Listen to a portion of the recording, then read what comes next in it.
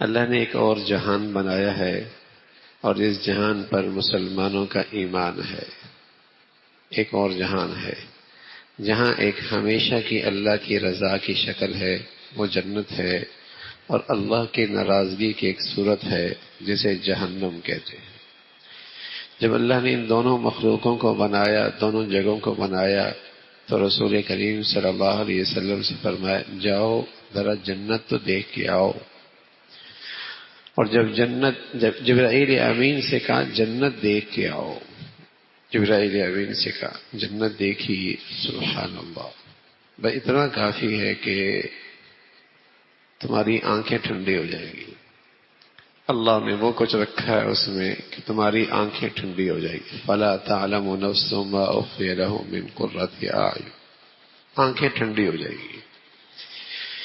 اور مختصر یہ کہ بس تم کیا چاہ سکتے ہو، تم کیا خواہش کر سکتے ہو، بس تمہاری وہ ہر چاہت اور خواہش وہاں پوری ہوگی۔ تم تصور کے دنیا میں جاؤ اور سوچو کہ تم یوں چاہو گے تو اللہ یوں بھی کر دیں گے، یوں بھی کر دیں گے۔ وَلَكُمْ فِيهَا مَا تَشْتَهِي أَنفُسُكُمْ، بس تمہاری وہاں چاہت پوری ہوگی۔ یہ اللہ کی طرف سے پیغام ہے کہ بس تمہاری وہاں ہر چاہت پوری ہوگی۔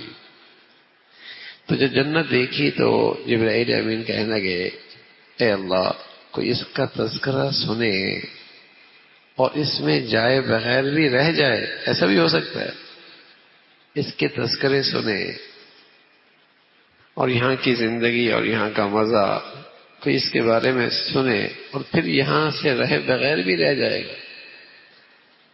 تھوڑی دیر کے بعد اللہ نے جبرائیل امین سے کہا اب جا کے دیکھو۔ جب دوبارہ دیکھا تو اب اللہ نے اس سے کچھ ناگواریوں کے پردے کے پیچھے چھپا دیا کہ اس تک پہنچنے کے لیے کچھ ناگواریاں برداشت کرنی پڑیں گی۔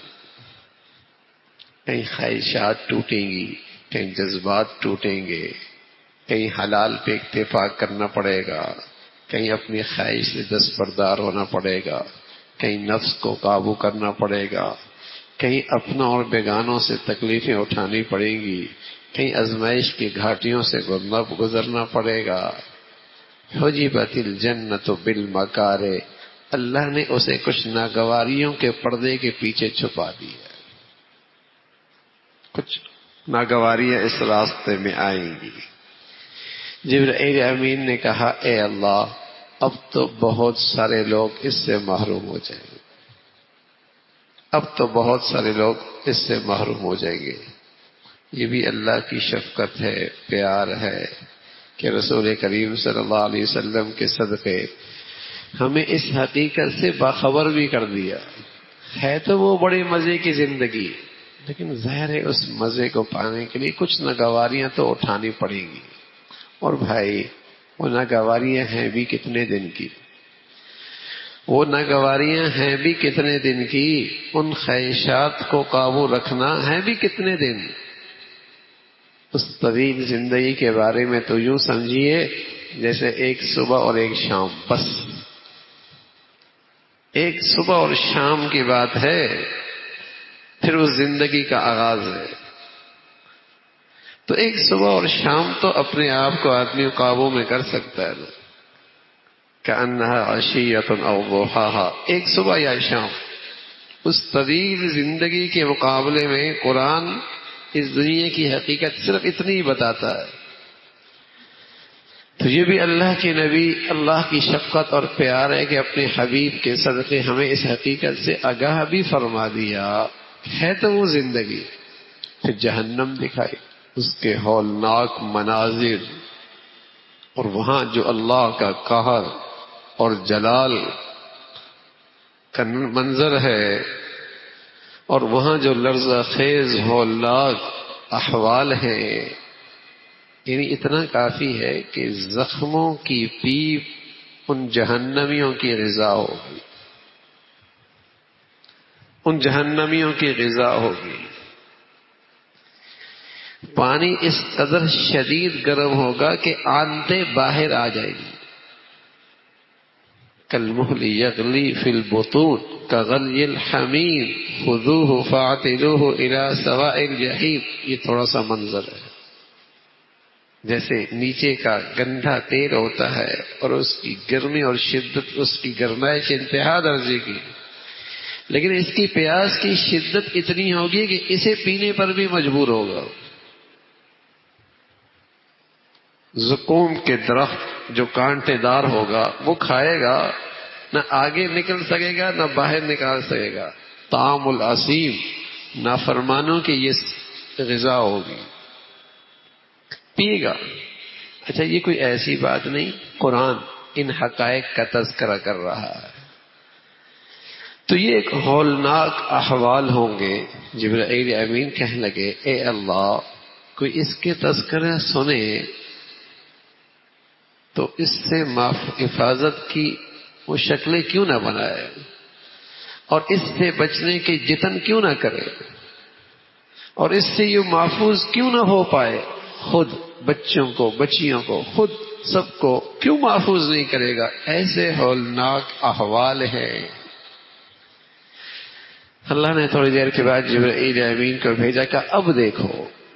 اب جب دیکھا نا تو وحجبت النار بالشہوات، جہنم کو اللہ نے مزوں کے پردے کے پیچھے چھپا دیا. مزوں کے پردے کے پیچھے خواہشات کی لذت، نفس کی لذت، اس کے پردے کے پیچھے چھپا دی. وحجبت النار بالشہوات، اس کے پیچھے. تو جبرائیل امین نے کہا اے اللہ اب تو اس گڑھے میں بہت لوگ گریں گے، بہت لوگ گریں گے.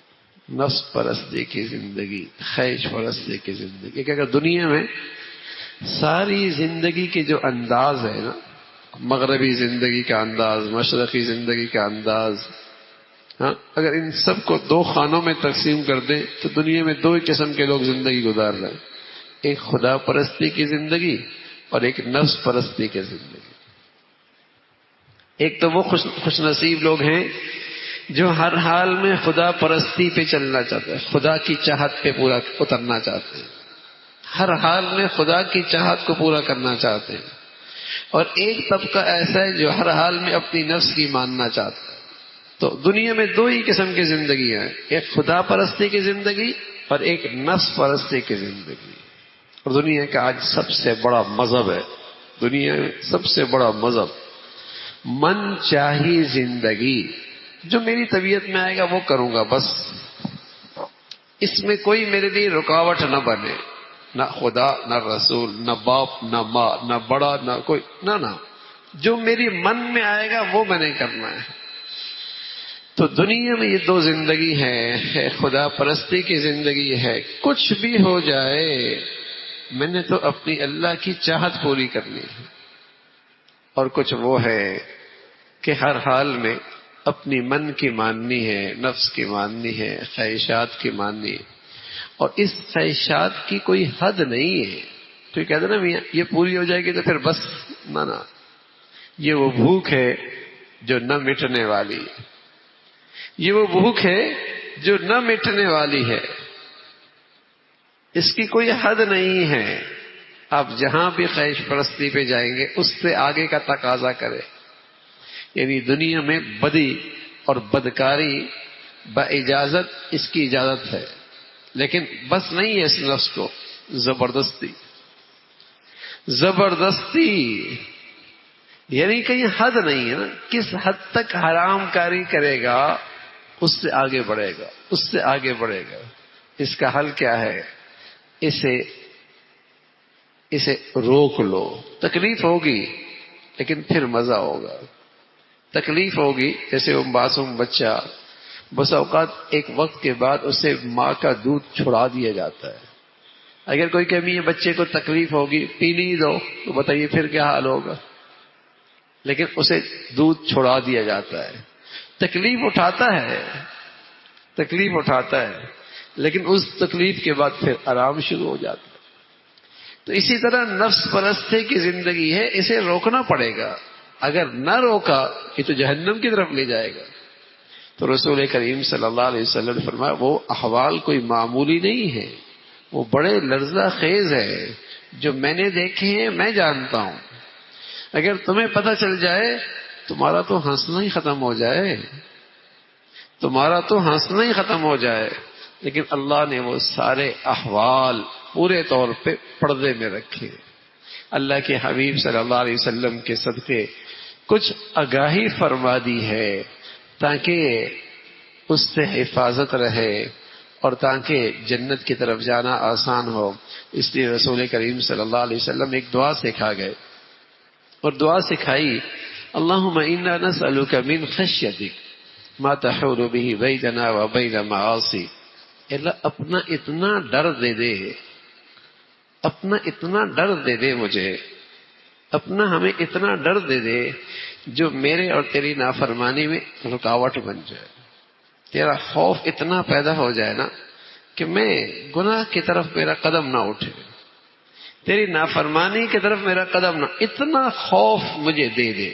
اللہم انا امت کو آپ نے یہ دعا سکھائی ہے، اپنی امت کو یہ دعا سکھائی ہے، اللہم انا نسألک من خشیتک ما تحول به بیننا و بین معاصی۔ اللہ اتنا خوف دے دے، اپنا اتنا ڈر میرے دل میں پیدا کر دے کہ یہ آڑ بن جائے، رکاوٹ بن جائے تیری نافرمانی سے، تیری نافرمانی سے۔ جہاں میں نفس کی طرف چلوں، قدم اٹھاؤں، برائی کی طرف آگے بڑھوں، تیرا خوف میرے لیے رکاوٹ بن جائے۔ تو لرزہ خیز احوال رسول کریم صلی اللہ علیہ وسلم نے فرمایا ایک اگلے جہان میں ہے، یہ وہ چیز ہے اگر اس کا استحضار رہے تو آدمی اپنی نفس کو قابو پانے میں اس کے لیے آسانی رہتی ہے۔ اللہ رب العزت ہمیں اس زندگی کا صحیح یقین اور استحضار نصیب فرما دے۔